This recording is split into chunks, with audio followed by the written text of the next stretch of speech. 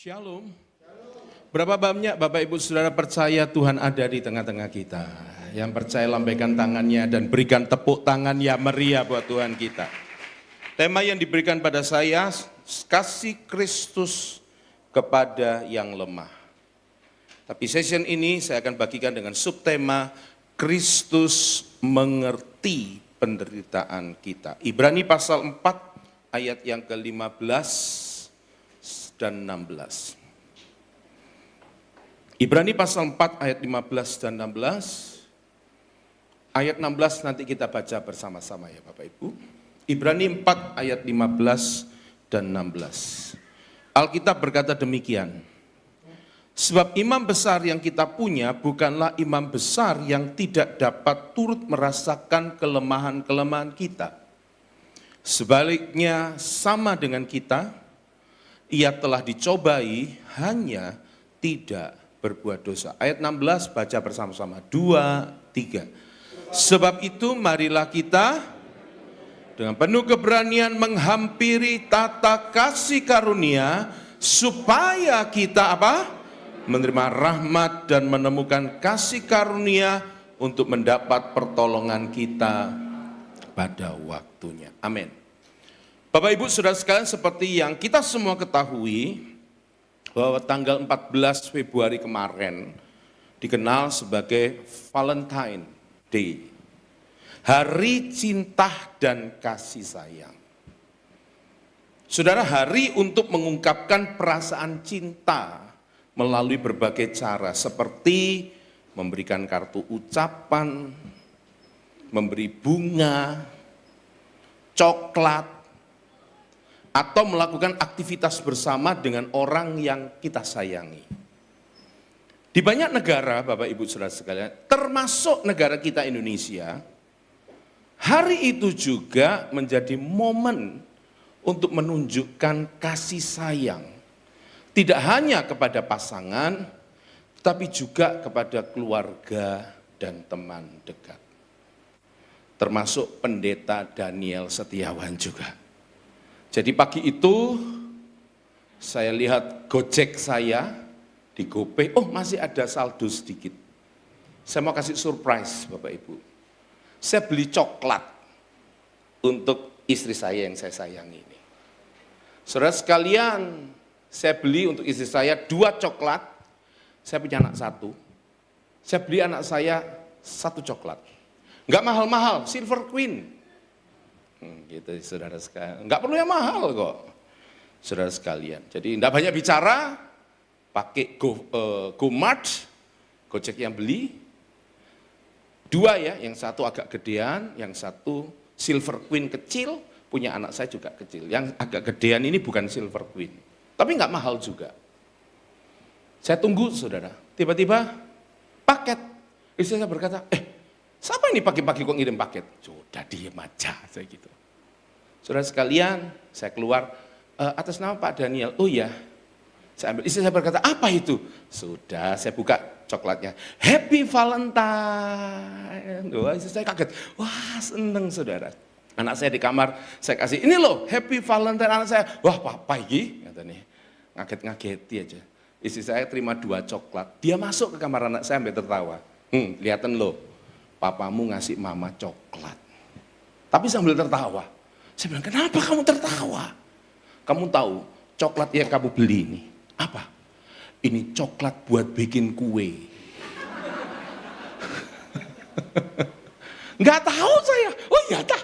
Enggak, untung satunya Silver Queen kecil sudah bisa dimakan. Kamu ini enggak tanya-tanya. Nah, namanya kepengen bikin surprise. Orang laki ya saudara. Yang penting kan coklatnya ya. Tapi ternyata buat bikin kue saudara. Bapak Ibu saudara sekalian, namun ayo ibu-ibu sudah dapat coklat belum? Kok jawabnya kok sambil suami cok ngomong. Pulang minta coklat ya. Namun kenyataan yang terjadi pada hari-hari ini Bapak Ibu, itu sebuah situasi yang sangat kontradiktif. Sangat berlawanan. Dan itu adalah sebuah realita yang tidak bisa disembunyikan. Apa itu yang kontradiktif? Seperti firman Allah katakan Matius 24 ayat 12 yang berkata, dan karena makin bertambahnya kedurhakaan, maka kasih kebanyakan orang akan menjadi dingin. Dalam terjemahan yang lain saya temukan dalam terjemahan FAYH, firman Allah yang hidup, dikatakan begini, di mana-mana dosa akan merajalela. Saya temukan dalam terjemahan CEB, Common English Bible, yang berkata karena ketidaktaatan akan meluas. Saya temukan dalam terjemahan AMD, Alkitab Mudah Dibaca, yang berkata berbagai kejahatan akan terjadi di dunia. Dan saya temukan dalam terjemahan BIMK, Bahasa Indonesia Masa Kini, yang berkata kejahatan akan menjalar sebegitu hebat sampai banyak orang tidak dapat lagi mengasihi. Bapak Ibu, bukankah itu semuanya itu menghasilkan penderitaan dan kesusahan tersendiri? Sangat kontradiktif. Hari kasih sayang, tetapi yang terjadi kejahatan meluas kemana-mana. Nah, ada satu hal yang sering muncul di saat kita sedang menghadapi dan mengalami penderitaan dan kesusahan itu. Apa itu? Perasaan sendiri. Atau merasa sendiri di tengah penderitaan dan kesusahan. Sehingga muncul pikiran itu yang berkata begini, siapa ya yang bisa benar-benar mengerti apa yang aku alami? Nggak ada yang peduli ini. Tidak ada yang mau mengerti perasaanku. Bahkan muncul dalam benak kita pertanyaan yang begini, apakah Tuhan tahu ya? Apakah Tuhan itu peduli ketika aku merasa lelah, ketika aku sakit hati, ketika aku disakiti, dikecewakan, ketika aku terjebak dalam ujian yang berat ini? Apakah Tuhan peduli? Kalau dia peduli, kenapa aku ngalami itu? Bapak Ibu, ada sebuah peristiwa yang tercatat dalam Injil Yohanes pasal 5 ayat 5 dan 6, di mana di tepi sebuah kolam yang disebut kolam Bethesda, ada begitu banyak orang yang menantikan kolam itu digoncangkan oleh malaikat. Maka yang pertama kali yang menceburkan diri ke kolam yang tergoncangkan itu, apapun penyakitnya, yang pertama kali, ia akan sembuh. Yohanes 5 ayat 5 dan 6 dikatakan di situ ada seorang yang sudah 38 tahun lamanya sakit. Ayat yang ke-6, ketika Yesus melihat orang itu berbaring di situ, dan karena ia tahu bahwa ia telah lama dalam keadaan itu, berkatalah Yesus kepadanya, maukah engkau sembuh? Saya mau gambarkan peristiwa ini, kenyataannya adalah ada orang lumpuh 38 tahun, dia ada di situ. Dia melihat mujizat, Bapak Ibu. Dia melihat pertolongan orang dia mengalami mujizat. Dia lihat orang lain ditolong, namun dia tidak mengalami mujizat. Kenapa? Karena setiap kali kolam itu digoncangkan oleh malaikat, dia mau bergerak, didahului orang lain. Sebab saat itu tuh orang pada berebut, saudara sekalian. Dengan kata lain, dia itu berada di tengah-tengah keegoisan manusia. Mujizat sih, sukacita sih, tapi egois. Tidak ada yang peduli dengan keadaannya. Namun, Yohanes 5 ayat yang ke-6 dikatakan ketika Yesus melihat orang itu berbaring di situ, dan karena ia tahu bahwa ia telah lama dalam keadaan itu, berkatalah Yesus kepadanya, maukah engkau sembuh? Bapak Ibu, di ayat yang ke-6 ini ada dua kata yang tercatat di sana. Yang pertama adalah Yesus melihat. Yang kedua adalah Yesus tahu. Kata melihat itu bahasa Yunaninya idon. Kata idon itu berasal dari kata kerja eidon. Kata eidon itu berarti melihat. Kata eidon itu juga bukan hanya melihat, memperhatikan. Kata ini saudara tidak hanya merujuk pada penglihatan fisik, tetapi juga pada pemahaman yang mendalam. Apa maksudnya? Yesus tidak hanya melihat bentuk fisik keadaan orang itu lumpuh, tetapi juga memperhatikan kondisi emosionalnya yang menyertai penderitaannya. Yang kedua, kata tahu. Tahu itu bahasa Yunaninya gnos. Kata gnos itu dari kata kerja ginosko. Kata ginosko itu berarti satu, mengetahui. Tapi kata ginosko itu bukan hanya mengetahui Bapak Ibu. Dua, mengenali. Jadi bukan hanya tahu, dia kenal. Tapi kata ginosko yang ketiga itu artinya bukan hanya tahu, bukan hanya kenal, tetapi memahami dengan mendalam. Ini bukan pengetahuan sekedar informasi, dia dapat informasi, Yesus dapat informasi, bukan. Melainkan pengetahuan yang berasal dari hubungan pribadi dan kesadaran akan segala hal tentang orang itu. Termasuk lamanya dia menderita, termasuk ketidakberdayaan yang dia rasakan. Hal ini menunjukkan bahwa pengetahuan Yesus tidak terbatas pada apa yang terlihat oleh mata. Dia mengetahui latar belakang, dia mengetahui perasaan orang ini, dan dia mengetahui kebutuhan sejati orang itu. Bahkan sebelum orang itu menjelaskannya, Yesus sudah tahu. Ini menunjukkan sifat ilahi Yesus. Dia itu anak Allah yang mengetahui segala sesuatu. Termasuk dia tahu isi hati kita hari ini. Berikan tepuk tangan ya Maria, katakan haleluya. Nah, seringkali kita kembali ya ke konteks kita. Ketika penderitaan dan kesusahan datang menerpa kita, kita merasa sendiri. Tidak ada yang peduli dengan keadaanku. Bahkan di tengah keramaian ini aku merasa sendiri. Bapak Ibu, kondisi seperti ini dalam istilah psikologinya adalah emotional isolation. Isolasi emosional.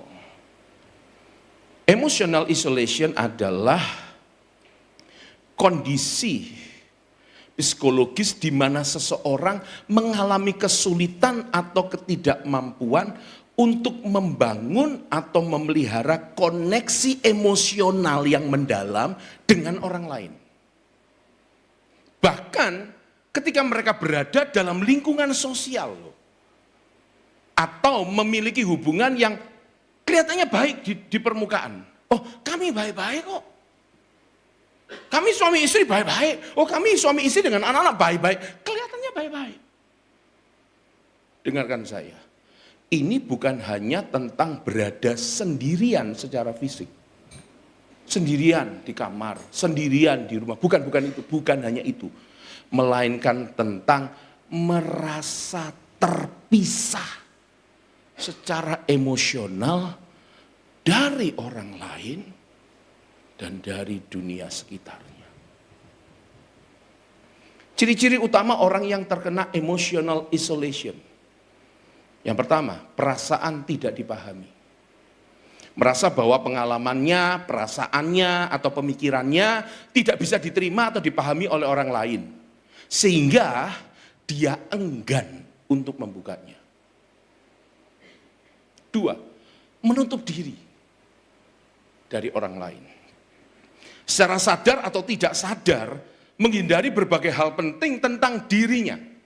Bahkan dengan orang terdekat sekalipun itu disebut keluarga, sekalipun itu disebut teman. Tiga, merasa terpisah meskipun ada orang banyak. Dan apa maksudnya? Bisa berada di tengah keramaian, dia bisa bekerja dengan banyak rekan kerja, atau dia tinggal bersama keluarga. Tetapi ini Bapak Ibu, tetap merasa seperti orang luar. yang tidak memiliki ingatan emosional yang nyata. Kayak orang asing. Ciri berikutnya, perasaan kosong atau hampa. Akibat dari kurangnya koneksi emosional seringkali muncul rasa tidak berarti atau kehilangan makna dalam hubungan. Ada lagi satu istilah psikologi. Kalau tadi emotional isolation, tapi ini existential loneliness. Yang artinya kesendirian eksistensial. Apa itu? Itu adalah jenis kesendirian yang lebih mendalam, Bapak Ibu. Di mana seseorang itu merasa terpisah dari makna hidup. Pak Den, saya ini kok sekarang nggak niat kerja. Duit saya banyak sih. Ada orang yang berkata pada saya begitu. Uang saya banyak. Makan 7 turunan itu cukup sudah. Tapi saya ini kok hilang ini semangat kerja. Terus hari-hari saya sekarang kerjaan tak tinggal. Sekalipun ada karyawan, ada manajer. Aku sekarang ini ngapain? Hari-hariku habis ngurus taman. Hah? Di taman tuh bisa sampai setengah hari. Ngerjain kebunnya dia, tamannya dia. Tanaman tuh diganti-ganti, pindah-pindah, tanaman ini masuk.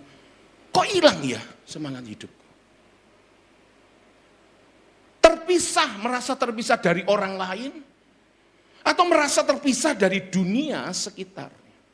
Terutama Bapak Ibu, saat menghadapi peristiwa hidup yang berat. Contohnya, sakit parah. Kehilangan. Oh, kamu kehilangan orang yang kamu kasih ya. Oh iya Pak Den. Ayo siapa? Mama. Mama saya baru berpulang. Hilang semangat saya. Nah itu. Kesulitan besar. Bapak Ibu, kondisi ini muncul ketika kita itu merasa bahwa pengalaman penderitaan kita itu adalah sesuatu yang tidak bisa dibagikan. Atau nggak bisa dipahami oleh orang lain. Bahkan kita sebut pasangan kita ini. Nggak ngerti. Sehingga merasa terisolasi pada tingkat yang lebih mendasar. Biasanya Bapak Ibu, hal itu disebabkan rasa malu. Berikutnya takut dinilai. Katanya kamu orang Kristen. Apalagi kayak model-model kayak saya ini, hamba Tuhan. Katanya hamba Tuhan. Ngajari orang beriman, kok kamu kok nggak beriman? Atau takut dinilai. Atau ini, keyakinan bahwa nggak ada yang bisa bantu saya. Tuh. Belum cerita, ini belum ngomong. Sudah punya keyakinan, nggak akan bisa kamu, nggak akan bisa nolong saya. Nggak akan bisa bantu saya. Nah, ayat yang kita baca ini, Ibrani 4 ayat 15, itu memberikan jawaban yang jelas bagi kita. Saya temukan dalam terjemahan The Message, ya, jika diterjemahkan ke dalam bahasa Indonesia. Ibrani 4 ayat 15 ini diterjemahkan begini. Kita tidak memiliki imam yang tidak memahami realitas kita. Hari ini saya mau beritahu saudara sekalian, imam besar kita Yesus, dia paham kenyataan yang kita alami. Lu benar ada yang amin.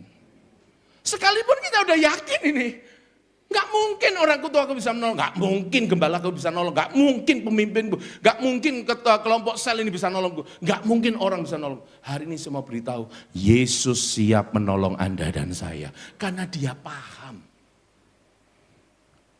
The Message katakan dia telah mengalami kelemahan dan ujian, dia mengalami semuanya kecuali dosa.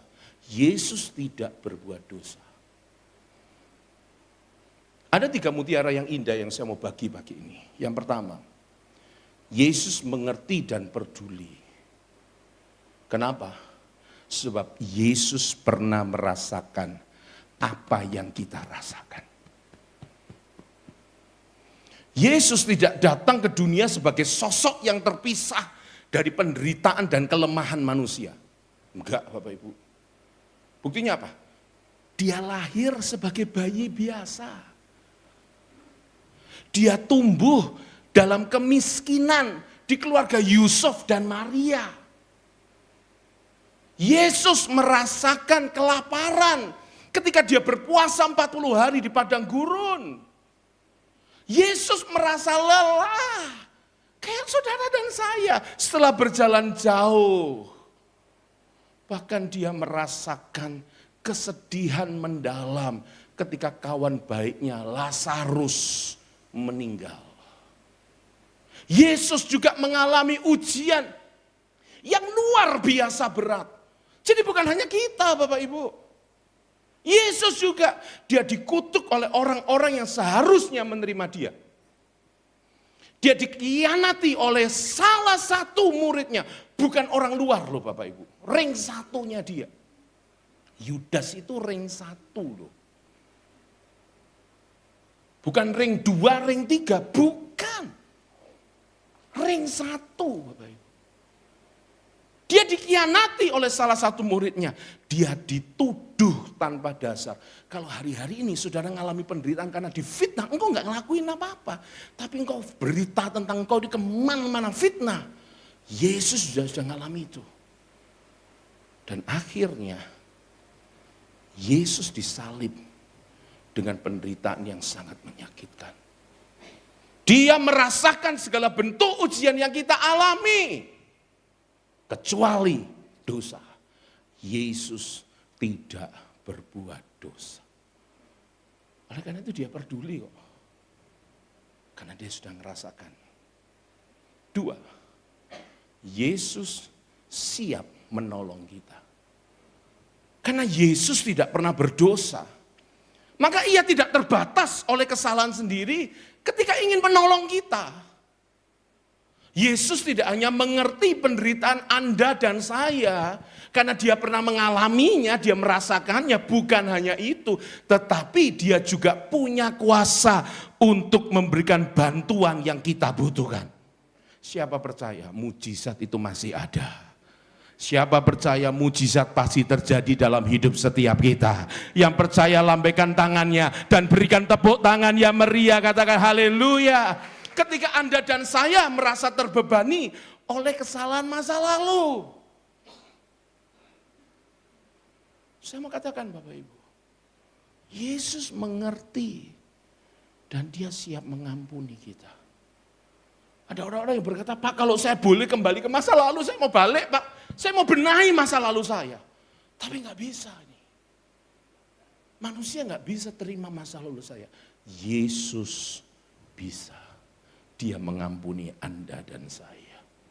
Ketika kita merasa tertekan oleh tantangan hidup, Yesus mengerti dan siap memberikan kekuatan kepada setiap kita. Saya percaya pulang dari ibadah ini, perkara besar dan ajaib terjadi dalam hidup Anda dan saya. Anda dan saya akan kuat di dalam Tuhan, karena Tuhan yang memberikan kekuatan kepada kita. Berikan tepuk tangan yang meriah, katakan haleluya. Kok bisa ya aku kuat? Iya karena Tuhan. Ketika kita merasa ditinggalkan, Yesus mengerti dan dia selalu ada di sisi kita. Mutiara yang ketiga, Yesus mengajak Anda dan saya untuk datang kepadanya. Ibrani 4 ayat 16, ayat yang kita baca bersama-sama tadi. Dikatakan sebab itu marilah kita dengan penuh keberanian menghampiri takhta kasih karunia supaya kita menerima rahmat dan menemukan kasih karunia untuk mendapatkan pertolongan kita pada waktunya.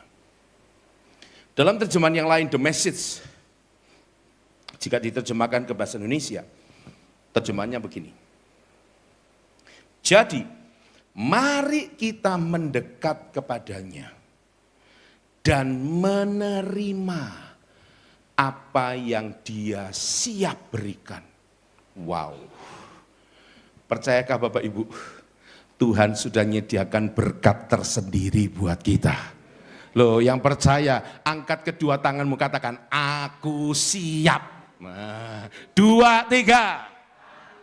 Tapi sekali lagi dong, dengan senyum yang manis. Muka saudara menakutkan dari mimbar ini, saudara. Kasih senyum kiri kanan, kasih salam. Siap ya, terima berkat ya. Ayo kasih salam. Siap ya, terima berkat ya. Siap ya, terima berkat ya. Tapi yang disalami ngomong gini, ojo ngomong terima berkat tanggal tuwek iki, terima berkat. Siap enggak terima berkat? Loh, kurang mantap. Siap enggak terima berkat? Angkat kedua tanganmu, katakan, aku siap. 2, 3. Dalam nama Yesus aku siap. 2, 3. Aku siap diberkati Tuhan. Berikan tepuk tangan yang meriah. Terimalah belas kasihannya. The message katakan, terimalah bantuannya. Bapak Ibu, Tuhan itu tidak ingin Anda dan saya menghadapi penderitaan sendirian. Dia membuka pintu bagi Anda dan saya. Loh, ada yang amin. Dia buka pintu untuk kita datang kepadanya dengan keyakinan. Dia buka pintu kepada kita untuk menerima belas kasihan dan bantuan yang Dia sudah sediakan.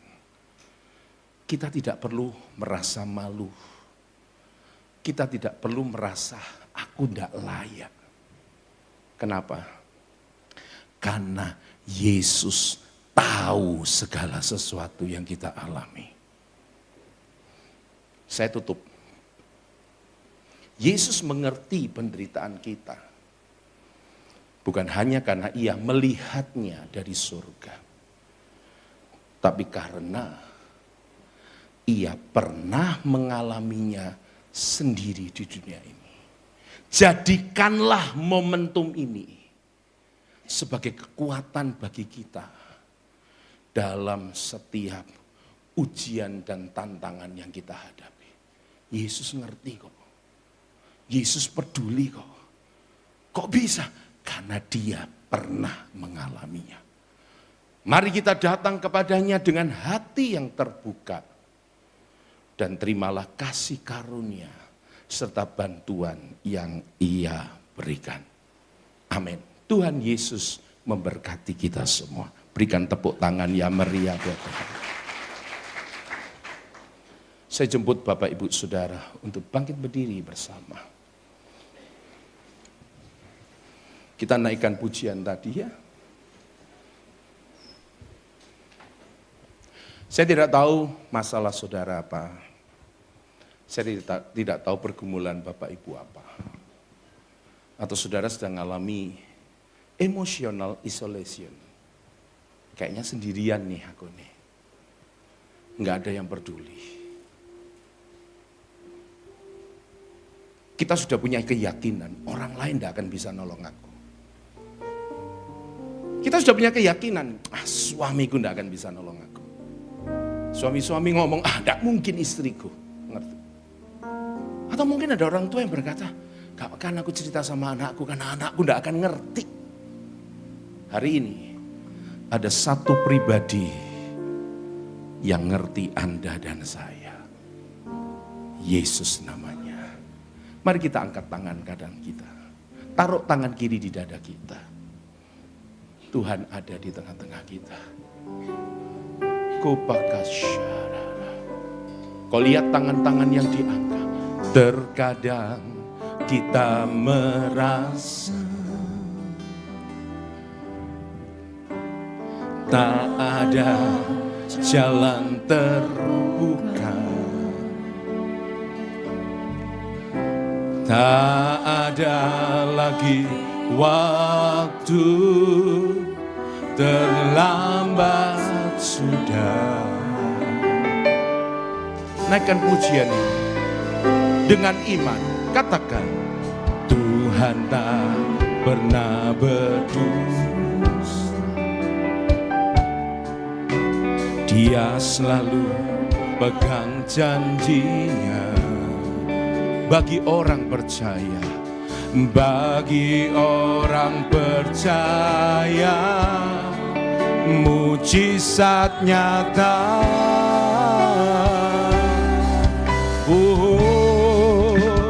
Yang mengerti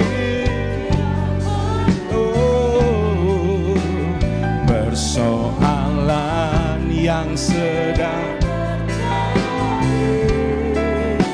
Dia mengerti. Haleluya. Persoalan yang kita alami, namun satu yang Dia minta agar kita percaya sampai mujizat menjadi nyata. Mari bersama kita angkat kedua tangan kita, katakan Dia mengerti.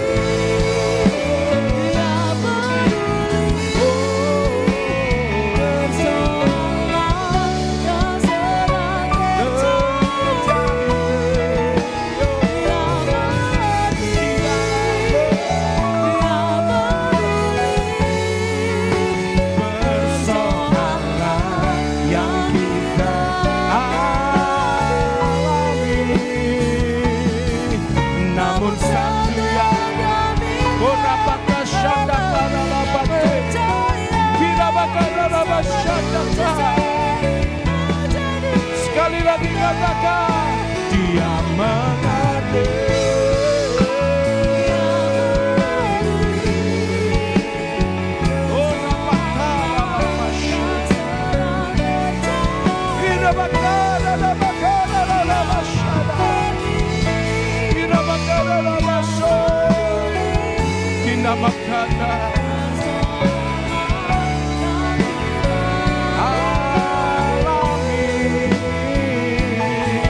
Namun satu yang Dia minta agar kita percaya sampai mujizat menjadi nyata. Pagi ini hamba berdoa untuk setiap tangan-tangan yang diangkat. Berdoa Bapak Ibu, berdoa. Kita karalapa syakaralapa taka. Utarakan isi hatimu. Apa yang sedang kau hadapi, persoalanmu, pergumulanmu, Tuhan mengerti, Tuhan peduli, dan Dia siap menolong Anda dan saya. Orapa karalapa syadakaralapa terebede karalapa shandaralapa erebe kanda karalapa kerebe karalapa tadaralapa kiraba syaralapa toralapa. Setiap tangan-tangan yang diangkat Tuhan, Engkau jamah, Engkau jamah, Engkau jamah. Kiaralapa karalapa syadakaralapa kora kinakadaralapa sande. Haleluya.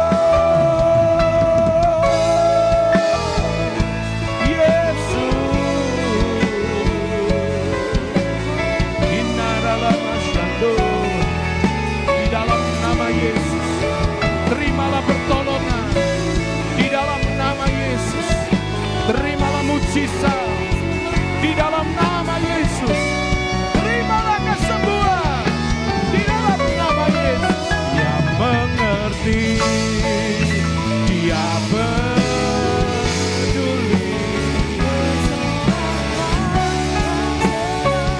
Naikkan syukur saudara, katakan